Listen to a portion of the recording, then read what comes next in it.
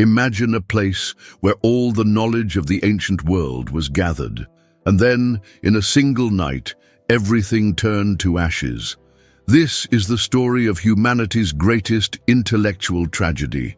In the heart of Egypt, more than 2,300 years ago, a beacon of knowledge emerged, the Library of Alexandria. Built to house all the knowledge in the world, it was the Google of antiquity. Picture yourself walking through its grand marble halls, surrounded by hundreds of thousands of scrolls containing every bit of wisdom humans had discovered. Mathematics, astronomy, philosophy, literature, medicine, all the achievements of human civilization stored in one magnificent location.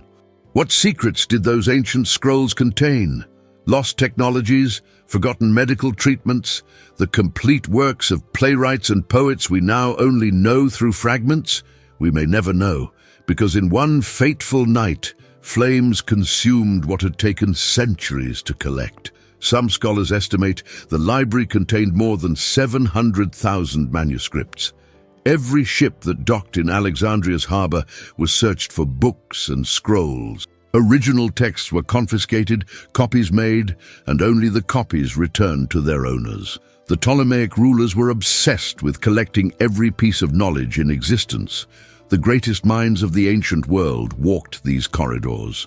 Euclid developed his geometry here. Eratosthenes calculated the circumference of the earth with astonishing accuracy. Hypatia, the brilliant female mathematician and astronomer, taught students from across the Mediterranean. What would our world look like today if this treasury of knowledge had survived? How much further might human progress have advanced? What ancient wisdom might still guide us? If you love history and want to unravel the mysteries of great empires like this video, subscribe to the Legacy of Empires channel and don't miss a single episode as we journey through time to explore humanity's greatest achievements and most devastating losses. The Library of Alexandria wasn't born from humble beginnings. It was the ambitious vision of Ptolemy I, one of Alexander the Great's most trusted generals who inherited Egypt after Alexander's death. Imagine being so passionate about knowledge that creating the world's greatest library becomes your legacy project. But calling it just a library doesn't do it justice. This wasn't merely a place to store books. It was the ancient world's first true research institution. The complex, known as the Mouseion, or Temple of the Muses, stretched across an entire district of Alexandria. Within its walls, you'd find state-of-the-art laboratories where scholars conducted experiments in chemistry, astronomy, and medicine.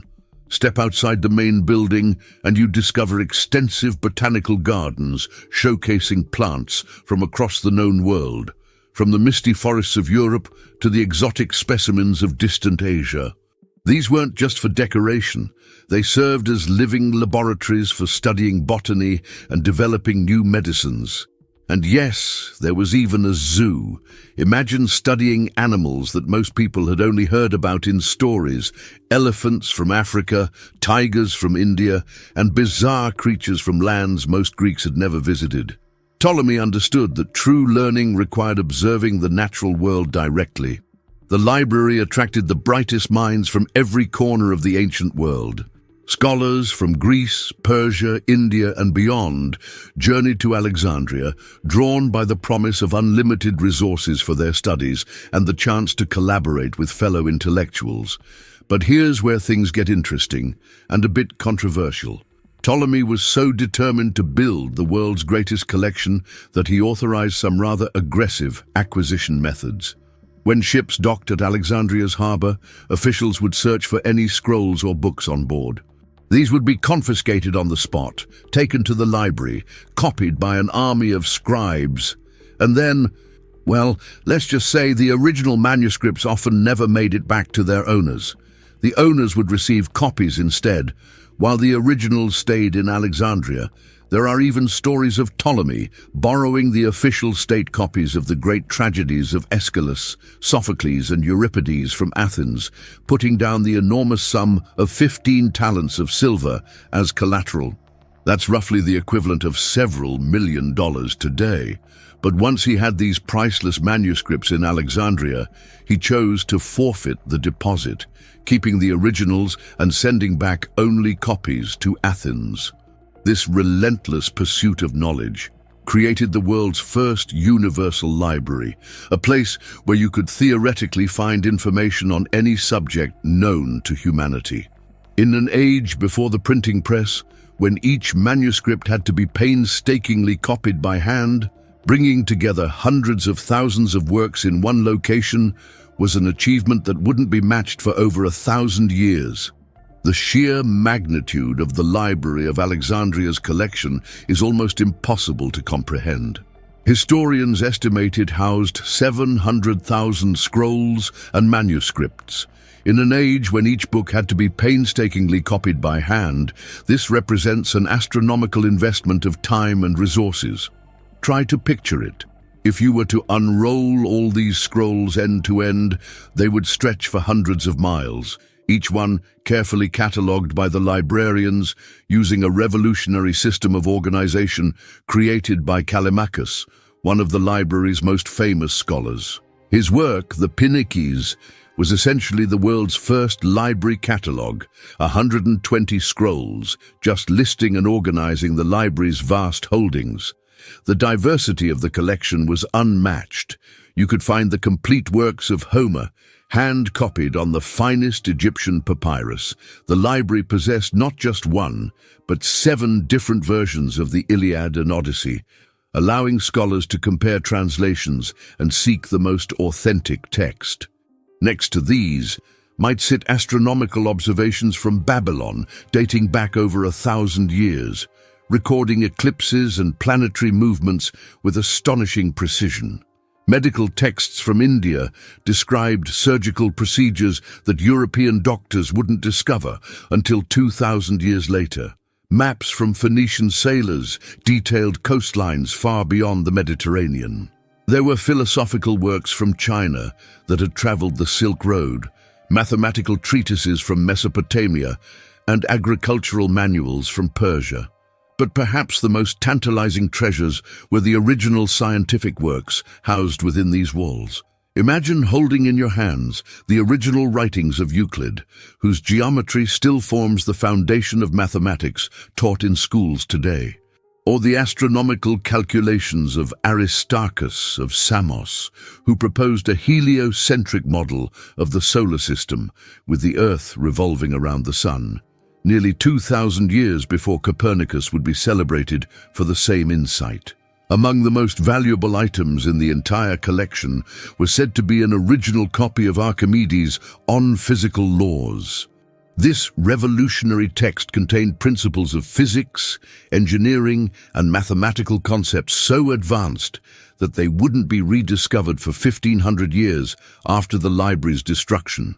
When portions of Archimedes' work were finally recovered during the Renaissance, scientists were stunned by how much knowledge had been lost to the ages. Think about this. What other treasures might have been preserved in those scrolls? What ancient wisdom, technological innovations, or scientific discoveries were reduced to ashes? Some scholars believe the library might have contained detailed instructions for building the mechanical wonders of the ancient world, like the Antikythera mechanism, an analog computer found in a shipwreck that could predict astronomical positions with uncanny accuracy. We'll never know what secrets those precious scrolls contained, and what lost knowledge might have changed the course of human history had it survived.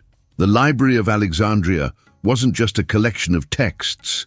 It was a magnet for the greatest minds of the ancient world. Walking through its colonnaded halls, you might have bumped into geniuses whose discoveries would shape human understanding for millennia to come. Take Eratosthenes, the library's third chief librarian. While others still debated whether the Earth was flat, this brilliant mathematician and geographer had not only proven it was round, he had calculated its circumference with astonishing precision. And how did he do it?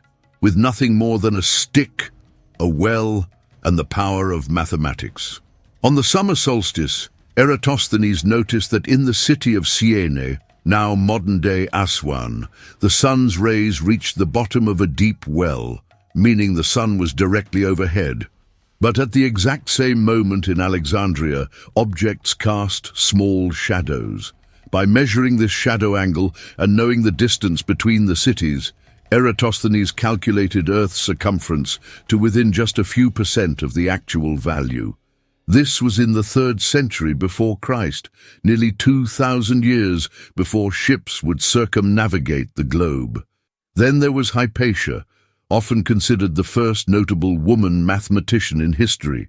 In a time when women were rarely educated, let alone celebrated for their intellect, Hypatia became the head of Alexandria's Neoplatonic school. Students traveled from across the Mediterranean to study astronomy, mathematics, and philosophy under her guidance. She invented the astrolabe for measuring the positions of stars and planets, designed a device for distilling water, and created an apparatus for measuring the density of liquids.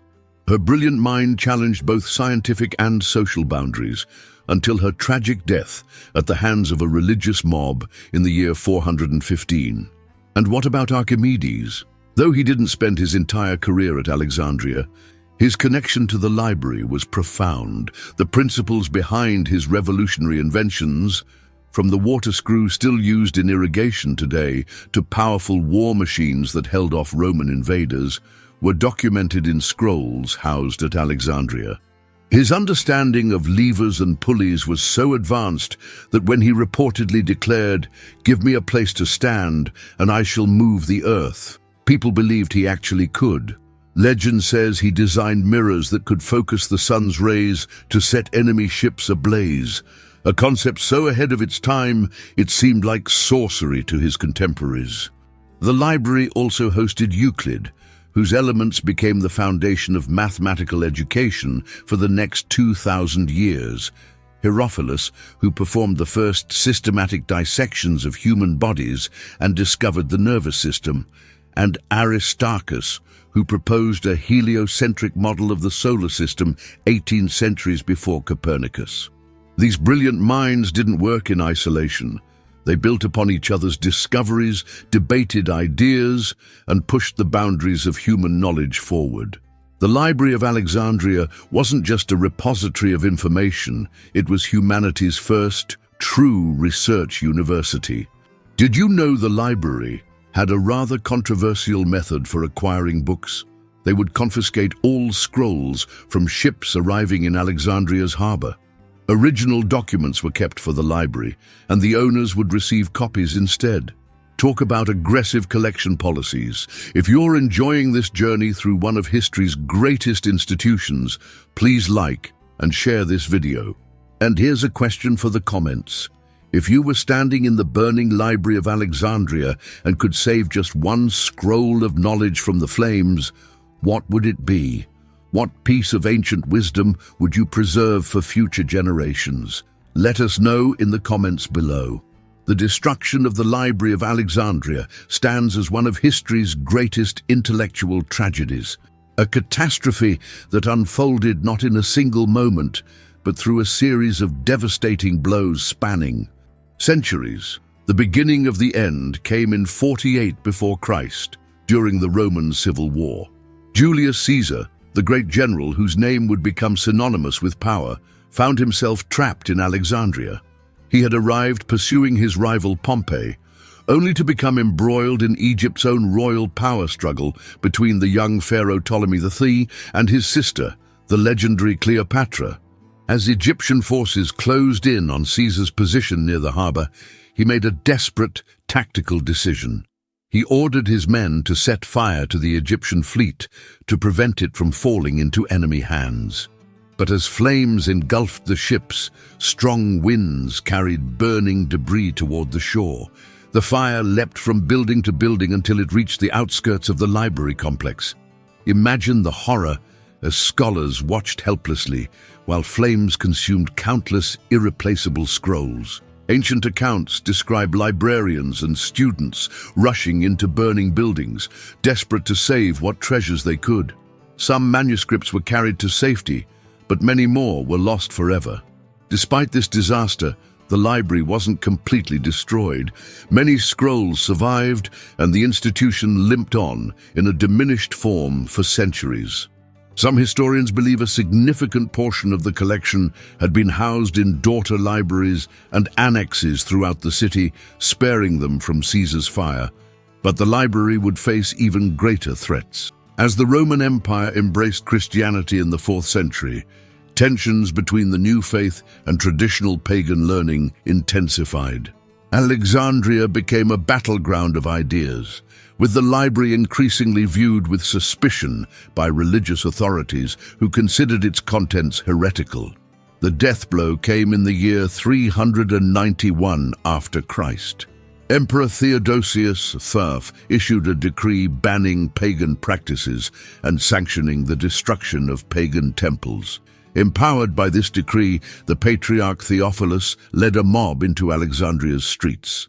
Their primary target was the Serapeum, a temple to the god Serapis that also served as a daughter library, housing many of the scrolls that had survived Caesar's fire. Contemporary accounts describe the mob tearing through the building, destroying statues, burning manuscripts, and scattering the remnants. As smoke rose above the city, 1,000 years of accumulated knowledge vanished into the sky as ash. Works of literature, science, mathematics, medicine, and philosophy, all gone.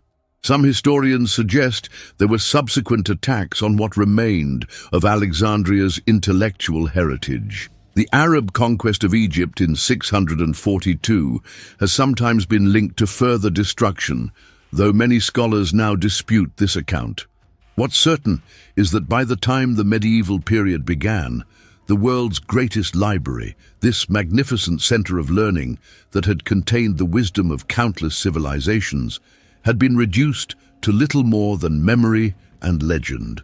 A catastrophe whose full extent we can never truly measure because we cannot know precisely what knowledge was lost to us forever.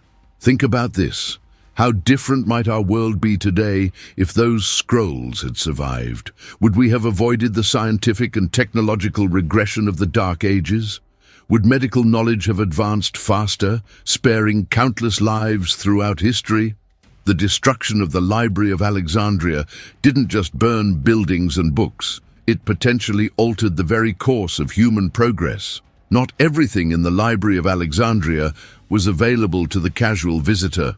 Deep within its labyrinthine halls, behind locked doors guarded by select librarians, lay the restricted section. Scrolls considered too dangerous, controversial, or powerful for public consumption. Among these forbidden texts were detailed manuals of Egyptian alchemy, not the medieval quest to turn lead into gold, but something far more sophisticated. These ancient chemical treatises contained formulas for creating substances that could burn underwater, dyes that never faded, and metals with properties we're still trying to recreate today. The famous Greek fire, a mysterious incendiary weapon that continued burning even on water's surface and terrorized enemy fleets for centuries, may have originated from knowledge preserved in these restricted scrolls. The library also housed medical texts that would have been considered revolutionary or heretical, depending on who was reading them. Anatomical studies from Egypt and India described surgical procedures that wouldn't be rediscovered in Europe until the Renaissance. There were treatises on contraception and abortion from ancient civilizations, topics that became taboo in later centuries. Some scrolls reportedly contained pharmaceutical recipes using plants now extinct, potentially including cures for diseases that still plague us today. Perhaps most tantalizing were the geographical secrets locked within the library's collection.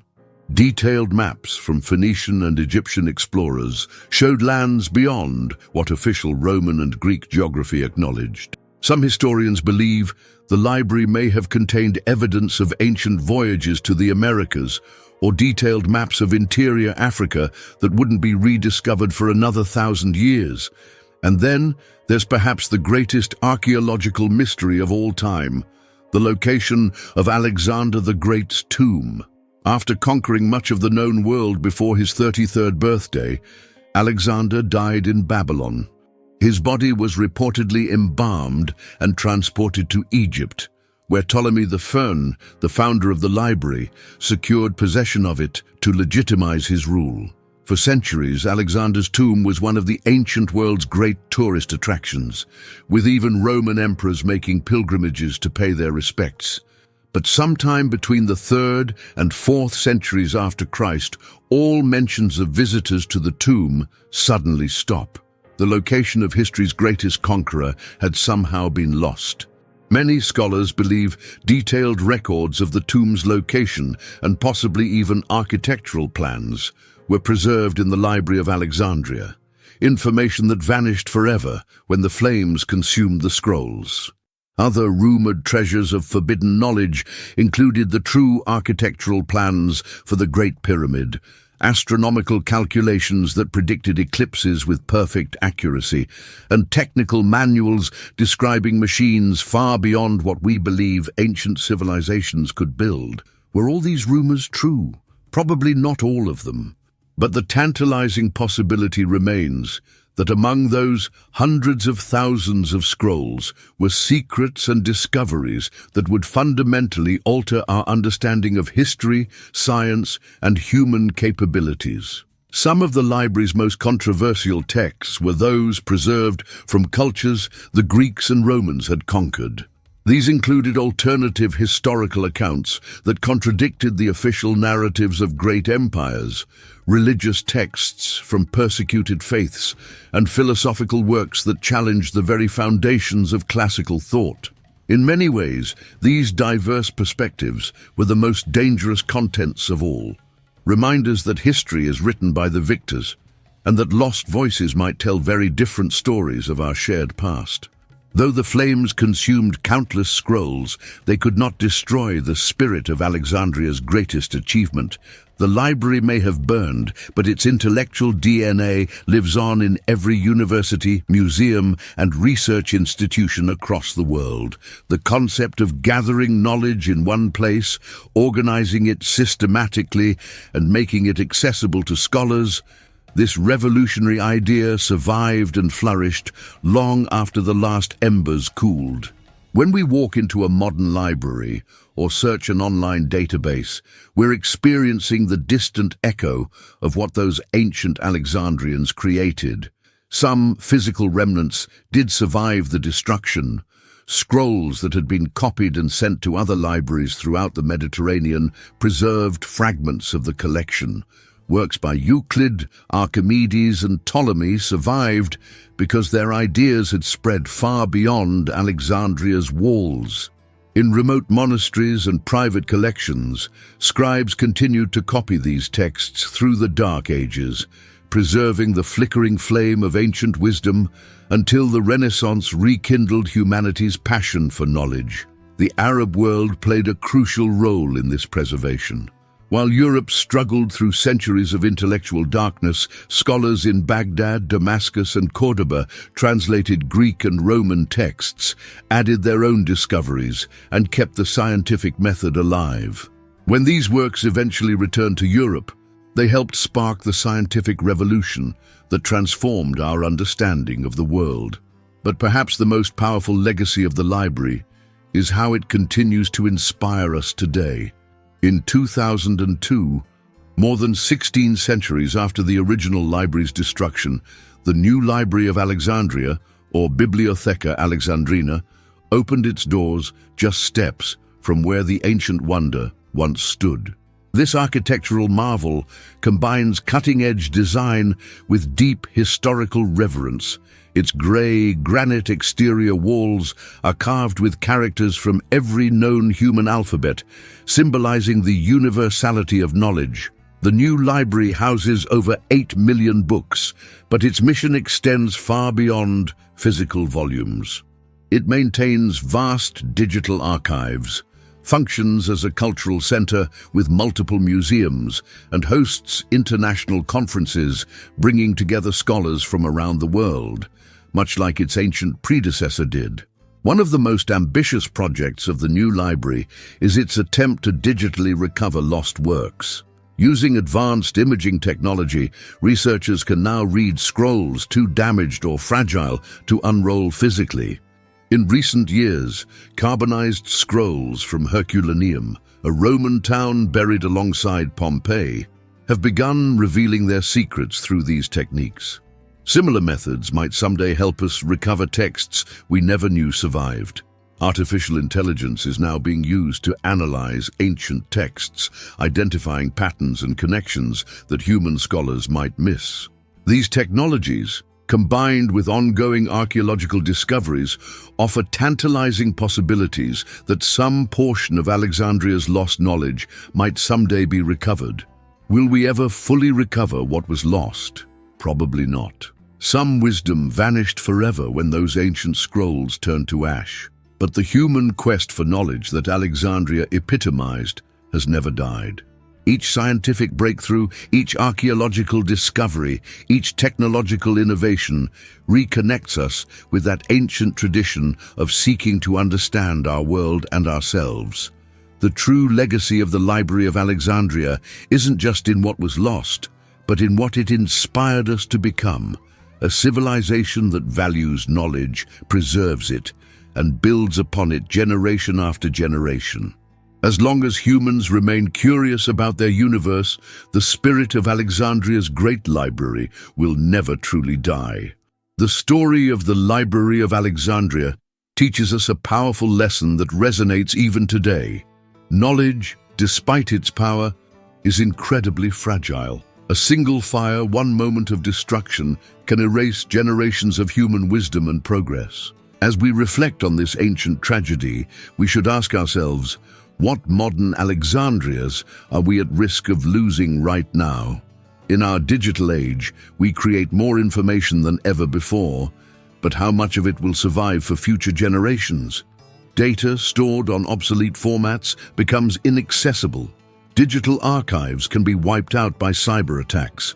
Climate change threatens physical libraries and museums with rising seas and extreme weather.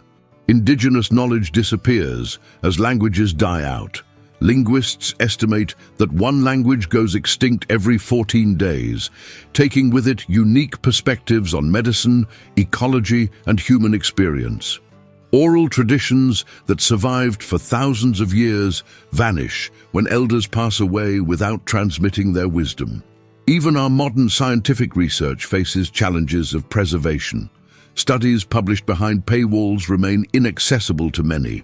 Research data that isn't properly archived becomes lost when labs close or researchers retire. The replication crisis in science shows how fragile knowledge can be when methods aren't transparent and available for others to verify. The ancient Alexandrians understood something we sometimes forget: that knowledge isn't just power, it's a sacred trust we hold for future generations. Their vision of collecting and preserving human wisdom in one place was revolutionary, and despite its ultimate destruction, the ideal itself transformed civilization. What would you do to protect humanity's knowledge? How would you ensure that our collective wisdom survives not just decades, but centuries? The ancient librarians of Alexandria copied texts by hand, preserved them in climate-controlled rooms, and created the world's first catalog system. What will be our contribution to this ancient mission? Perhaps the greatest tribute we can pay to the Library of Alexandria isn't just to mourn what was lost, but to become more dedicated guardians of knowledge in our own time, to support libraries and archives, to digitize endangered texts, to preserve indigenous wisdom, and to ensure that access to information remains open to all. If you enjoyed this journey through one of history's greatest institutions, please leave a like, share this video with friends who appreciate history, and subscribe to Legacy of Empires. By sharing these stories, you help keep the flame of historical knowledge alive in your own way. Subscribe now so you don't miss it. Until then, remember the lesson of Alexandria. Knowledge is precious, fragile, and worth protecting. This is Legacy of Empires, where the past comes alive to illuminate our future.